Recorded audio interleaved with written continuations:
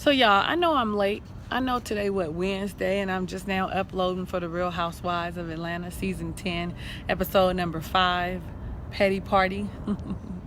I am your girl Talisa Rae. Welcome back to my channel. Listen, because I love you so much, I said don't not upload it. Record it, edit it, and upload it on the same day, because those that love you are faithful and they're looking for this. They're looking for it. Now, I didn't left my notes because I'm out and about, but I wanted to get it over with because this is such a beautiful scenery. So we're going to go off memory. And honey, the way my memory is set up, sometimes it ain't so good. So, you remember last episode, the big deal was the fight, right? The big deal was the argument between Kim Zolciak Biermann and Kenya Moore.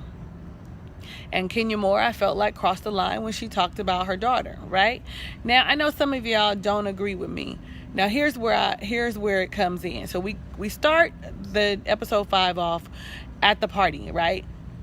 They remind us of the rah-rah and what was said in the rah-rah, right?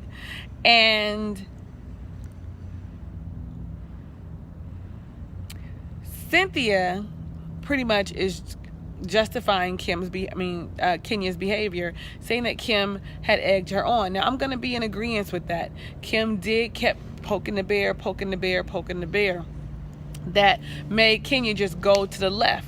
I mean, you know, you hear Candy always say, don't talk about my man, my money, or my children. And Candy adds her mama. And you heard Kim say, don't talk about my man, my money, or my children. So, here's the thing. I feel like Kenya crossed the line when she talked about the daughter. Regardless of what her mama put up there, Brielle is 20-something years old. Brielle is 20-something years old. Kenya is 40 plus. Off limits. You couldn't find some other dig that you had to go and tell her, go pimp your daughter out for John Legend tickets. Go have her get a blowjob done. Give somebody a blowjob for John Legend tickets. That was unnecessary.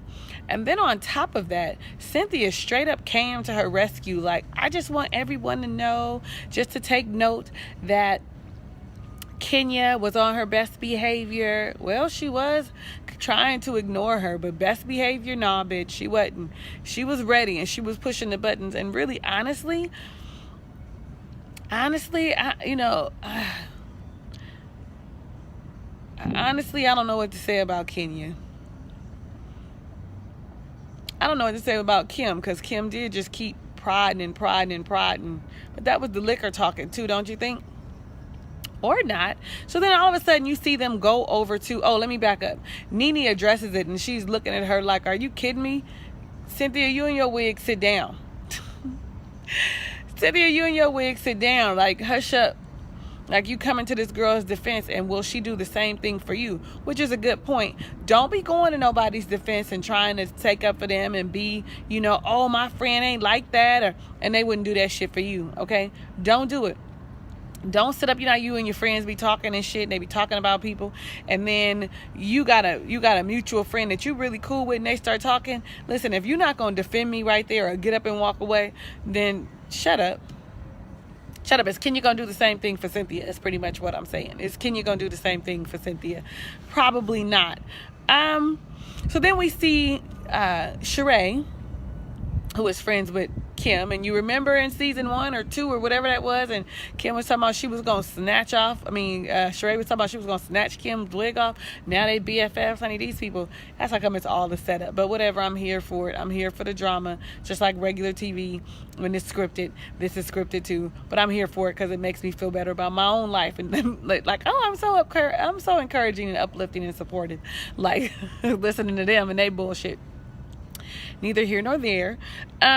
So we see Shereé, Kim, and Troy, which we didn't even know Troy was at the party. You see, Troy didn't have on all white because he really wasn't at the party. He was hanging out with the crew.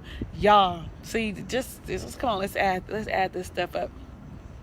So you see Troy, Kim, and Shereé go pop up at Portia's house. First off, don't come popping up at my house. Nobody. I don't like it. Give me a heads up. Send me a text message and say, hey, girl, what you doing? I'm on my way. And you saw Portia playing with her wigs with her sister. They opened the door, and she was like, what? And Kim is like, bitch. I didn't even know Kim and Portia was cool like that, where you could just pop up at my house. Bitch, you ain't gonna believe what Kenya did at the party. And we know Portia ghetto, and Portia, little ghetto ass, had her cup of Hennessy, the brown liquor.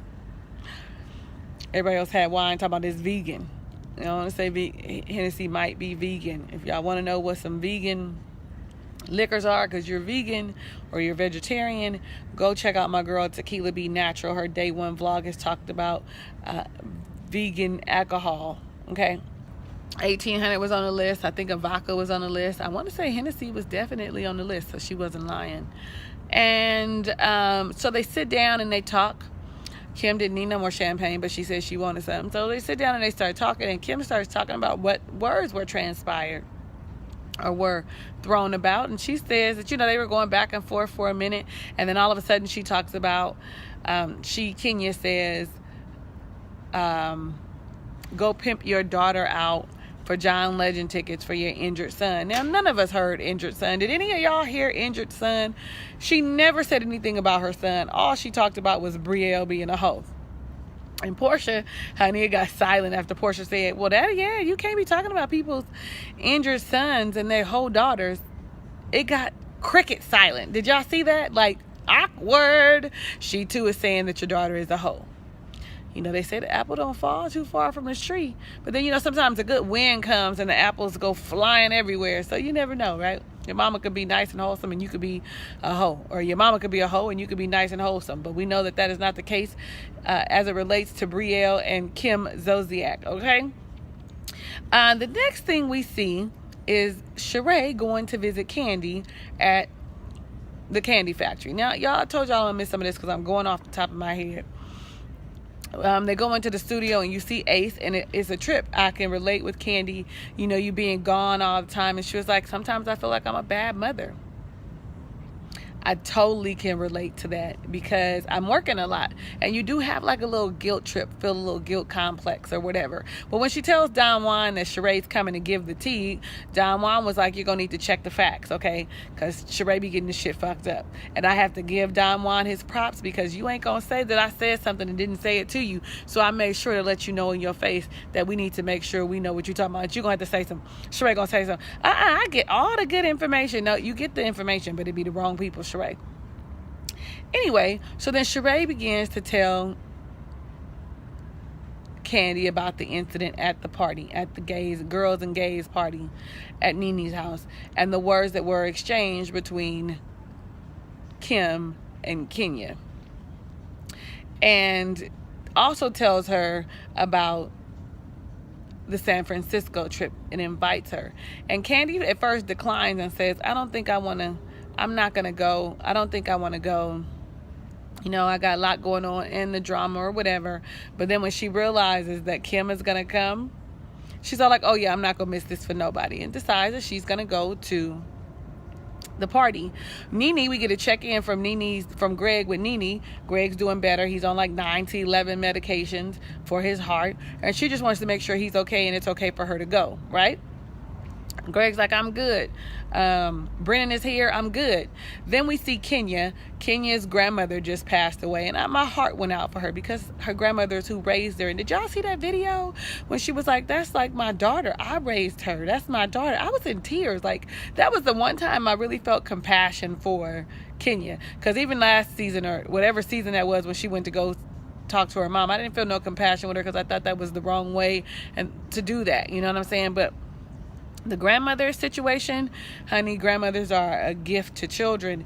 And my heart went out for her. That was a genuine moment, I think. And then when we saw that video, I was just really shocked. I mean, really just touched, and really, it was really heartfelt. Then, so from there, you know, Cynthia went to visit her and give her some flowers like good friends do, and asked her if she wanted to go, if she was going to go to San Francisco. And, you know, Kenya was like, I don't know if Mark is going to think that's a good idea. I may not go. Okay, I like that you're consulting with your husband. That's a good thing. That's a good thing in a marriage. Now, don't let everything stop you from doing stuff, but I agree with consulting with him because you are now a unit. What happened next? There's Candy. Oh, okay. So we saw Cynthia and Noelle go to the cupcake shop and make cupcakes, right? And Noelle's so cute. So you remember how she was talking about she was going to visit her boyfriend in Charlotte or whatever? Well, I didn't know she was going to move there too. But the good thing is the girl really does have a good head on her shoulders. She was like, I've changed my mind about moving to Charlotte. I didn't tell Papa Bear. What's his name? I can't think of his name. Peter. I can't tell Peter. I didn't tell Peter because I've decided not to move to Charlotte. I think that we both, her and the other guy, need to first live their lives before deciding that they move in and do all this other stuff together. And I really think that was smart of her because you need to live your life first. Don't get yourself all caught up with no nigga so young. What is she, 18, 19, 18, 19? Don't do it, girl. Live your life. Have a good time. Go chase a couple dreams and meet somebody in the process. And she was saying that he's either all or nothing. If he's all or nothing, then he's not for you. He should be all or nothing with living his life, and if things are meant, you guys will come back full circle. And the funny thing was, I was like, Cynthia is all like, she's all one of those new age moms where you just let your child, figure things out on their own, which I kind of commend. But in the same token, I felt like she was too lax about the situation. Like she was just like gonna be okay with it. Maybe we just didn't see her have the conversation with her on screen, but I would think that would be something that we should see. Anyway, we also see Cynthia talking to Will. Will FaceTimes her. That's the new dating prospect, possible beau, whatever, and says, when the next time we're going to hang out, I have access to a very large boat. Well, okay, that's nice. You high signing? Listen, Cynthia seems like the kind of girl that's okay with a picnic in the park, baby. No matter how big she gets, she still seems real down to earth, not all up to do. You don't see her with a whole lot of name brand shit on, because she was in so many shows that don't mean nothing to her. So, she was like, sounds like another date. And she's, we don't see when it's going to happen, but I know it's going to happen, and we're going to see it in the next couple episodes. I'm sure of it. I don't think that they would tell us and not show us how he plans on this fabulous boat date. But let's get into this real shit, okay? Let's get into what's happening. Oh, let me back up. Nene. Marlo goes over to visit Nene. Did y'all see Nene's fucking closet? That was like a fucking store. It was beautiful. Y'all, I had envy. I was the green-eyed monster. I was like, wait a minute. Are you kidding me? That's as big as my room damn near. I loved that closet. And God's not a respecter of persons. And listen, I know we shouldn't be asking for all this materialistic stuff, but as God pushes me higher and higher and allows me to succeed in him, I'm gonna give him all the glory. But God, I'm gonna want one of them kind of closets that I could sit down in and get dressed, that I could walk around. And it was 2 closets is what Marlo says. And did you hear Nene kept saying, since you put me up on fashion because I didn't know anything before you, let me show you around, bitch. And I thought that was funny because when we look back at season 1 now, you saw Nene wasn't as fabulous as she is now. So when Marlo went off on her on that season when they fell out, there's some truth to that, don't you think? What else? I'm probably real loud. There wasn't nobody up here, or somebody in the inside and somebody way over, but maybe they hear me, maybe they don't. Now, back to Nene's closet. All those red bottoms she had up there. She had thousands of dollars worth of shoes, hundreds of thousands of dollars worth of shoes up there, including the clothes. But I'm sure a lot of those were probably gifts and things like that. But nevertheless, man. Anyway, it was gorgeous. It was gorgeous. It was beautiful. So let's talk about the trip. The girls are always late. Shereé comes in and she's waiting at the airport, and first arrives Portia with 1,000 bags, and then arrives Candy and she's got 2 or 3 bags. Ain't they just going for a weekend? Nevertheless, you do need to be prepared, like Portia said, because you don't know when you go with these fabulous bitches. That's what she said. I'm going to be in agreement with her with that too. But you saw the awkward exchange between Portia and Candy, and Portia tried to insert herself in a conversation with Candy, and Candy really just overlooked her. And when Cynthia walked up, Cynthia saw how awkward and uncomfortable things are, and she was like, this don't seem like it's gonna be that great of a trip. Now, then Shereé throws the bomb that Kim Zolciak is not showing up, and that possibly they don't know if Kenya's coming or not because of her grandmother. So Candy's all like, well, what the fuck am I here for? I was here for the fireworks. I wanted to see the bombs bursting in air. Like, hello, somebody. This was a waste of time. Nene and Kenya are nowhere to be found. But they get on the plane. We see them. They finally make it to the plane. And, you know, Portia really do have an issue with Nene. She does. Well, we get to the hotel. Oh, before we get to the hotel, they're on the bus. And they're having these candid conversations that women do that are really friends about sex and love life and who. And what do you know? Shereé comes out with her being seen in love with Timothy. Is that his name, y'all? I can't remember his name. Tell me if I'm right or wrong down below in the comments. That she's been seeing him, that they haven't been having sex. And why? Because he's in prison, okay? He's in prison. And later on, Nene tells us that he is a con artist, honey. So they're all like, I hope she don't con. Oh, well, that ain't even later on. Or is that the next episode? Anyway. But, Anastasia, my girl Anastasia, said that she was seeing this convict, this guy that was still in prison, which, you know, a lot of us has done, me included. My husband was an ex-felon. Shit, both of my kids' fathers. Okay, so I got a thing for thugs, but we getting out of that, right? I want a nice, wholesome guy that can protect me. Too. But ain't never really, you know, shit, at least you ain't got caught for the shit you did. How about that? Anyway, I digress. Y'all pray for me. But y'all can't see my eyes, and so I don't know how that's working for you, but I'm hoping y'all be all right with it. I mean, the hat is really, I wish I had my sunglasses on. That ain't gonna work. So they're on the bus, and she opens up about her relationship with this guy, and that she's been seeing him, and that they really, oh, I need my feet done bad, they look horrible, and that they really dig one another. And here's the thing about relationships in prison, y'all. Be careful. They tell you what you want to hear. They tell you what, you know, it's a bunch of them in there, and they're used to it. All they can do is read books. So that 48 Laws of Power is one of the books that they all read, and it's really, they got a lot of manipulation tactics. Be careful when you're dealing with someone who's in prison. Keep your wits about you. Don't let all that syrupy, sweet, I love you, you beautiful, I appreciate you, and the world revolves around you bullshit that they give you affect you, because a lot of times they come home and they're like, fuck you. Okay, I'm just here to tell you now, a lot of times they come home and they was like, bitch, you was what I needed when I was in there. Now you ain't no good for me. I don't want you. It's a gang of bitches out here. Okay, call a spade a spade. So everyone was so shocked that Shereé opened up. And you know, Shereé is normally very quiet, and I think this is the thing that will make her relevant, this relationship with her convict boyfriend, right? So then they go in and they rest up a little bit. Now, we knew that Marlo was coming. Marlo was staying in the same hotel. I'm sure they knew Marlo was coming too. I just don't see it as such, you know, because Marlo was coming to California to pick up her car, her new car. And Nene was like, oh yeah, I had to get mine from there too. They must be talking about their Bentleys, okay? Anyway, so we see Cynthia check on Kenya, right? Kenya's trying to get shit together for the funeral. We see Nene go and visit Marlo. I'll BRB, y'all. I'm here waiting on furniture for my friend. Ooh, so I better keep going. I better get down there because she said 20 minutes. They'll be here in 20 minutes.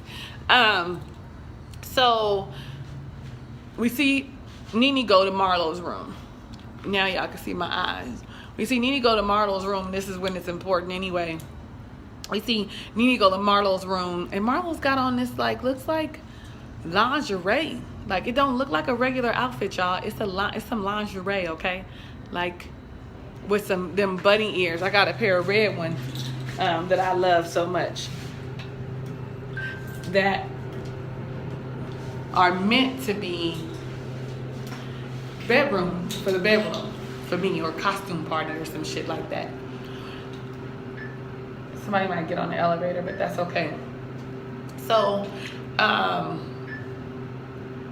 all like, what has she got on? What is she doing? Well, then they go downstairs for dinner. Now, when they get downstairs for dinner, first off, there's already Shereé, and Shereé has on the same outfit. Now, you done traveled all day. Girl, you gotta have enough money to go and get you to pack you some clothes.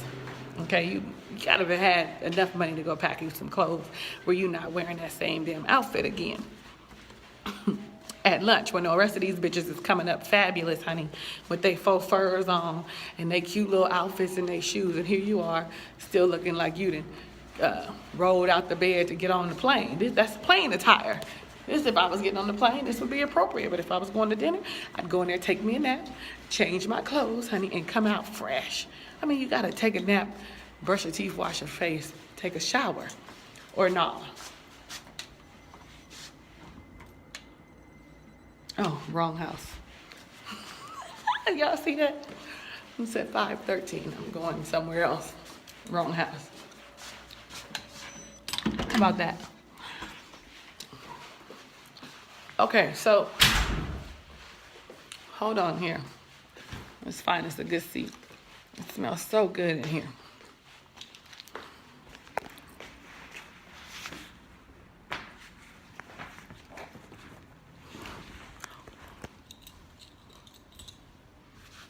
Okay, so we get downstairs and Portia's already there. Marlo and Nene walk up. Portia, everybody's there but Nene and Marlo. Marlo walks up and Shereé says, now I didn't say Nene could take a +1. I was thinking that when she originally came and sold her to come to San Francisco. And Nene said, Kenya's got Cynthia and I've got Marlo. You know, let me back up. Marlo had asked Nene if she was jealous of Cynthia and Kenya's relationship.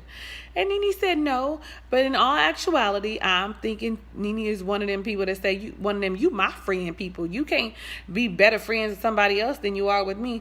I believe Nene is one of those kind of people. Because it seems like she always has issues. But then again, you know, did their relationship ever really recover from the tearing up of the friendship contract and all that shit? Remember, did their friendship ever recover from that? Well, now let's talk about it.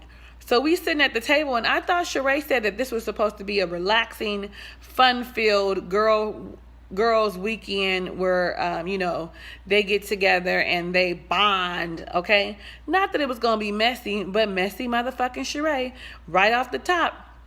So when she starts talking about and thanking them for being here, Shereé hits them with, so, you know, it's about us bonding and getting back together. So, Nene, what is the issue with Portia, or whatever the fuck she said? And I said, did she really just do that at the dinner table? Now, I keep telling y'all, we don't want to have these conversations in front of people. They become very heated, very confrontational, because, you know, one person becomes embarrassed, and next you know, they say something slick, and it's all out. Everybody is saying slick, and it's all going to blows. And if it's just you and them in the room, or you, them, and somebody else, one other person as a mediator, then fine. But you got 6 girls around the table and y'all finna go toe to toe right now. Why would you ask her some shit right now, Shereé? Why? Cause you messy as fuck. Okay, you is messy, Mrs. Messy. Okay, so the next thing you know, Portia's all like, I just want to know why you're so angry with me.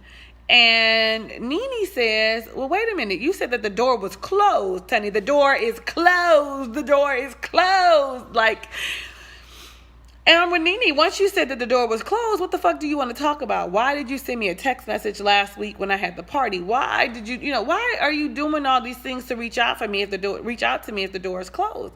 The door evidently is not really truly closed. You really want to know what's going on, what happened, and then maybe our friendship could be better, right? So, Portia wants to know why she's so angry with her, and Nene says, but you're angry with me. I'm not angry with you. My name is in your mouth. Her name is in, it's just everybody's name is in everybody's mouth. It's just how it goes, unless you're good friends. And then you call her up and be like, bitch, fuck you. You talking about me. what else? And sometimes you have to wait to get to that point. What else happened? I'm trying to think. Oh, and so then all of a sudden she was like, I was the only one that was there for you. Well, first she started off, Nene, me and Candy were there for you, and you did us both dirty, and you should get reprimanded for the shit that you did to Candy. And so she, you know, Portia, oh, you Candy's advocate now? Because everybody knows Nene didn't have problems with everybody. Because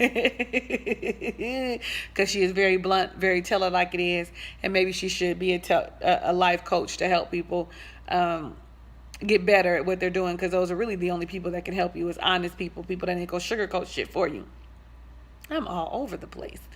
But they go to words. And at first, Nene's words, she wasn't really angry. She was just very boisterous, very passionate about what she said. But then all of a sudden, I can't even remember what it was that struck a chord with her, but it did go from being me just expressing myself to bitch, fuck you, motherfucking bitch, blah, blah, blah. It went from 0 to 100 real quick.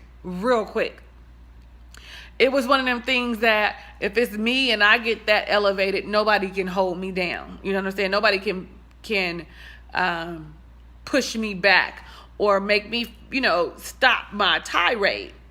Okay, I'm just here to tell you, once you get to that point, the point that Nene was at, it would have took all them bitches to hold me back. That's a different place. And it was something to see her in that different place. I mean, we've seen it before, but she was ready to go for the Street Fighter. And the Street Fighter really wasn't with it. Because she probably was like, this big, gigantic Amazonian woman will beat my ass. That's probably what she thought. But the bigger they are, the harder they fall. And pretty much that wrapped up the episode. So when we come back in episode 6, we will pick up where we left off. They will still be at dinner going back and forth to one another. So what did you think about this episode? Let me know down in the comments below. What did I miss out on? Because that was all off memory, and I done took y'all to several places. But I'm so glad that you came back and you watched all 25 of y'all. I appreciate you to no end, and I'm gonna keep doing it. Even if it's just me and the 25 of y'all. But that's not the way it's gonna work. Watch what happens. Don't believe me, just watch. And now it's starting to feel like the Real Housewives of Atlanta. Like it's getting real messy. They had to do something because we was all with the snore fest. Woo. Fake yawn to a real yawn. It was a snore fest. So I'm excited to see where this thing goes. Well, that just about covers it. Hugs and kisses and lots of love. I'll see you on the next video.